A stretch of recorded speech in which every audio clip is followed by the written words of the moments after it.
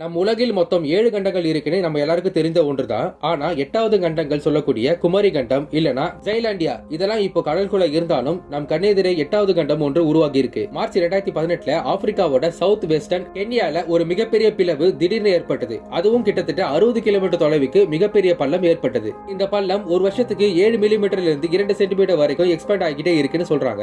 இப்படியே ஆச்சுன்னா இது மொத்த ஆப்பிரிக்கா கண்டமும் இரண்டாக பிரியும். இது ஒன்னும் புதுசு இல்ல, நமக்கு வேணா இது புதுசா இருக்கலாம், ஏன்னா இது முதல் டைம் நம்ம பார்க்கறோம்ல. ஆனா நம்ம பூமி பல கோடி வருடமா அதோட உருவத்தை மாத்திட்டே தான் இருக்கு. இப்போ நம்ம பாக்குற பூமியின் உருவம் முன்னாடியே இப்படிதான் இருந்தா கேட்டா கண்டிப்பா இல்ல. இதுக்கு முன்னாடி பேஞ்சியா சொல்லக்கூடிய சூப்பர் கான்டினென்டா இருந்தது. சோ இந்த ஆப்பிரிக்கால ஈஸ்டர்ன் ஆப்பிரிக்கா ரிஃபல் வேலி இதுக்கு கீழே ஒரு மிகப்பெரிய டெக்டானிக் பிளேட் இருக்கு. இதுக்கு பக்கத்துல விக்டோரியா மைக்ரோ பிளேட் சொல்லக்கூடிய ஒரு சின்ன டெக்டானிக் பிளேட்டும் இருக்கு. இது இப்போ ஆன்டி கிளாக் வைஸா சுத்துறதுனால இந்த ஆப்பிரிக்கா இரண்டாக பிரிய போகுது. இது பிரிந்து எங்க வந்து சேரும்னா நம்ம இந்தியாவோட வந்து சேரும். ஆனா இதுக்கு நம்ம 2 கோடி வருடங்கள் வெயிட் பண்ணணும். வெயிட் பண்ணலாமா?